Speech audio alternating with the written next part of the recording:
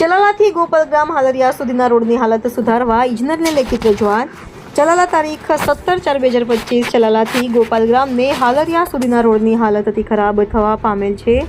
લોકો ત્રાહિમામ પોકારી ગયા છે. આ બાબતે ચલાલાના પૂર્વાચાર્ય અને ભાજપ અગ્રણી શ્રી બિચ્છુભાઈ માલા દ્વારા કાર્યપાલક ઇજનેરને PWD અમરેલીને લેખિત રજૂઆત કરવામાં આવેલ છે કે હાલ ચલાલાથી ગોપાલગ્રામ હાલરિયા અને અન્ય ગામડાઓના રસ્તાઓ અતિ ખરાબ થવા પામેલ છે. વધુમાં જણાવેલ છે કે રોડની ખરાબીના કારણે આ ગામડાઓના લોકો અને વાહન ધારકો ત્રાહિમામ પોકારી ગયા છે. આ ગામડાઓ સાથે વ્યવહારિક અને વેપારિક રીતે જોડાયેલા છે તેવી લોક ફરિયાદ ઊભી થવા પામેલ છે. આ રોડ અંગે ખરાબી દૂર થવા ડિસેમ્બર 2024માં બિચ્છુભાઈ માલા દ્વારા રજૂઆત કરવામાં આવેલ, પણ આજ સુધીમાં કોઈ અધિકારીએ આ પ્રશ્ન બાબતે લક્ષ્ય આપવામાં આવેલ નથી અને હાલ લોકો પરેશાની ભોગવી રહ્યા છે. જેથી કાર્યપાલક ઇજનેર શ્રી અમરેલીને પુનઃ રજૂઆત કરતા જણાવવાનું કે રસ્તાઓની સ્થળ પર મુલાકાત લઈ વૈકલ્પિક ધોરણે વહેલી તકે રિપેરિંગ થાય તેવી લોક માંગણીને ધ્યાને લઈ રજૂઆત સાથે જણાવવામાં આવેલ છે. સાથે ચૂંટાયેલા પ્રતિનિધિઓની બેદરકારી પણ ફલિત થાય છે. રિપોર્ટર પ્રતાપવાળા, ધારી.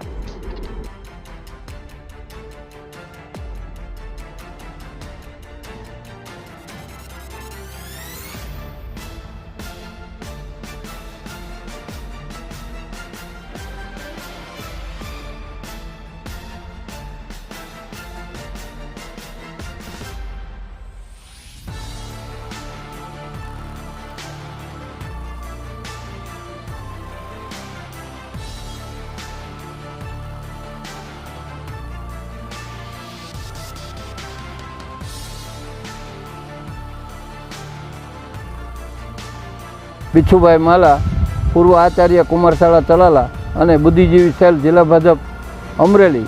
મેં મારા દ્વારા કાર્યપાલક ઇજનેર સાહેબ PWDને ચલાલાથી ગોપાલગામ હાલરિયા અને બગસરા રોડને હાલત સુધારવા માટેની રજૂઆત કરવામાં આવેલ છે.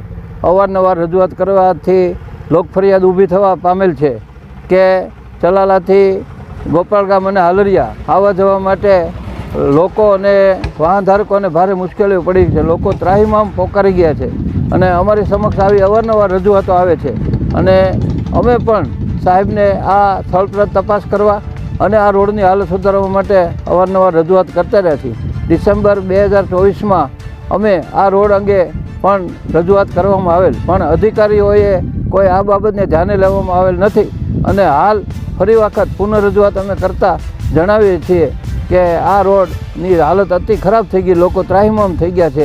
દવાખાનાના કે ઇમરજન્સી કામે આવવા માટે પણ મુશ્કેલીઓ પડે છે. તો અમારી આ અંગે ફરીવાર કાર્યપાલક ઇજનેરશ્રીને રજૂઆત કરી છે કે આને માટે તાત્કાલિક વહેલી તકે વૈકલ્પિક ધોરણે રજૂઆત રિપેરિંગ થાય એવી અમારી માંગ છે. અને અંતમાં એવું જણાવવાનું કે આ સમગ્ર બાબત માટે, રોડ રસ્તાની બાબત માટે ચૂંટાયેલા પ્રતિનિધિઓની બેદરકારી પણ આમાં ફલિત થતી જણાય છે.